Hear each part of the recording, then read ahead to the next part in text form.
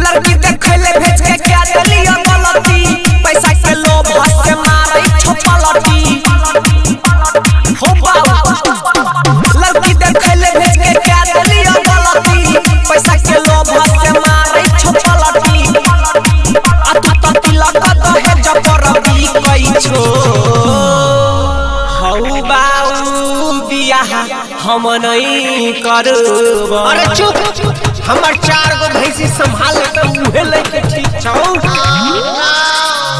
हौ बाऊ शादी हम नहीं कराबा कहे छोला रखी ठीके छै। हौ बाऊ शादी हम नहीं कराबा कहे छो खाली ठीके छौ।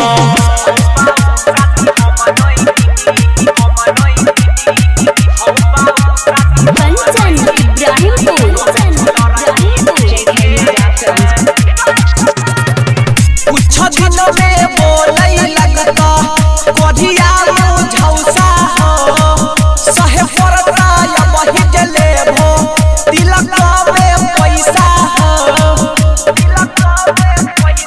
हो बाबू कुछ दिन में बोलै लगता कढ़िया झौसा हो सहे पड़ता या वही जले भो तिलक में पैसा शादी कर हमरा पसंद से जखन लोभ पैसा धन से आ तो तबेते छो सब हमरा दिखै छ।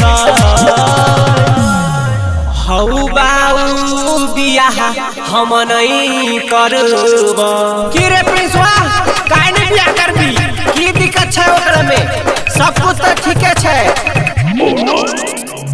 हौ बाऊ शादी हम नहीं कराबा कहे छोला रखी ठीके छै। हौ बाऊ शादी हम नहीं कराबा कहे छो खाली ठीके छौ।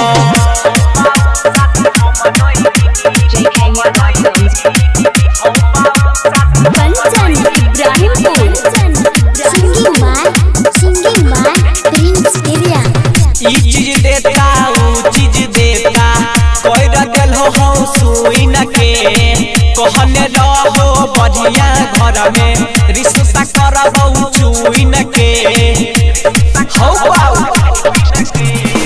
ई चीज देता ऊ चीज देता कोई रखल हो हम सुइन के कहने रहो बढ़िया घर में रिश्ता करबौ चुइन के।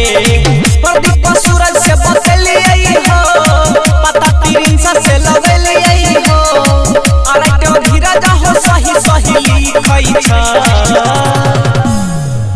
हौ बाऊ बियाह हम नहीं करब। सब ठीक छै दूगो पाड़ियो देतो काहे नहीं बियाह करबी बियाह करे के पड़तो। हौ बाऊ शादी हम नहीं करबा कहे छो कनिया ठीके छै। हौ बाऊ शादी हम नहीं करबा कहे छो कनिया ठीके छै। JK Yadav Films